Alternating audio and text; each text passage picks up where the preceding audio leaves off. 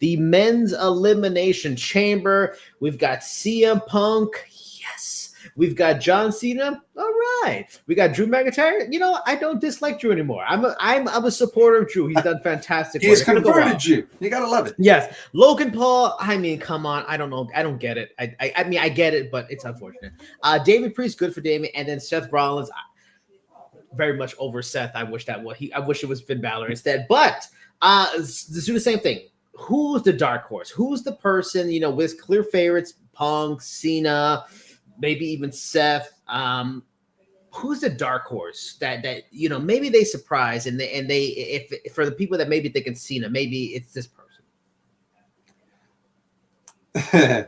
I think it's Logan. I really think it's Logan Paul. You know, I think it's too soon. I don't think it's going to happen. But if they really want to cause some waves, if they really want to, you know, bring some outside attention, which, you know, WWE loves to bring, and they've been, you know, to their credit, really, you know, like capitalizing on that under the TKO brand, Logan is the move. You know, Logan is a big name from the outside that will draw a lot of eyes.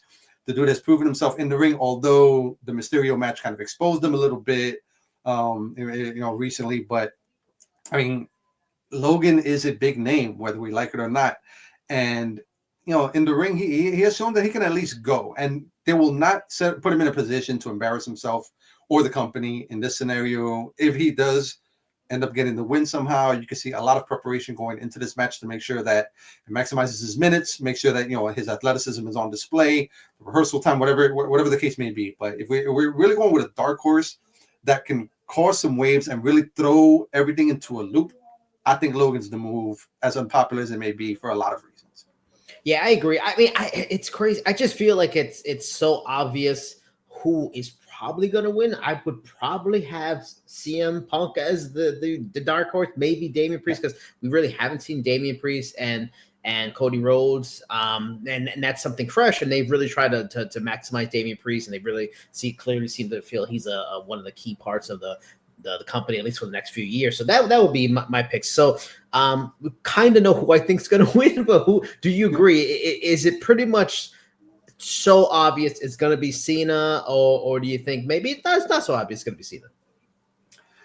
I don't think it's as obvious as people are making it out to be. I do ultimately think it will be Cena, for the reasons that with WrestleMania in particular, with the very few exceptions, the WrestleMania main events, they love their marquee matchups, name versus name, one-on-one, just, you know, two faces on a poster, and that sells the brand. And if you're doing that, Cena and Cody, absolutely, especially with Cena having very few spots left. You know, this is the final year.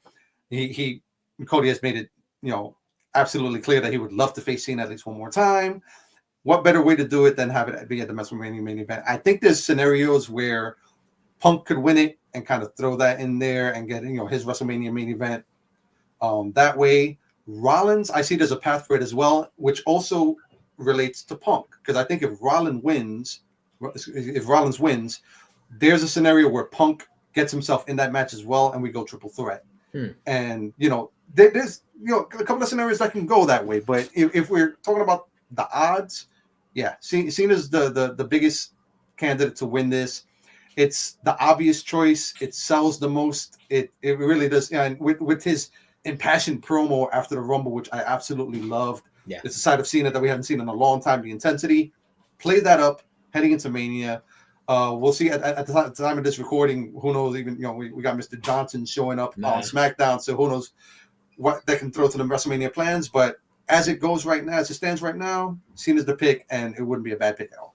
Yeah, I agree. I do hope. I'm a fan of you know, for people that may have missed it, there's been rumblings that they might do a Roman Reigns versus Seth Rollins versus CM Punk match. While that makes sense if it was for a title, as a non-title match, that seems odd. But there's been other reports since then that there's some within the company that would rather see Punk in the main event with Cody and with Cena. And if that somehow pans out in this match, I will love that too. And I think that checks off a lot of boxes. You get Cena in the main event of his last WrestleMania. You get Punk in the main event that he's never been able to. You got the Punk and Cody history. You got the Cena and Punk history. It's great drama. So I'm hoping that's where to go. But yeah, I agree with you 1,000%. I think it's gonna be John Cena for sure.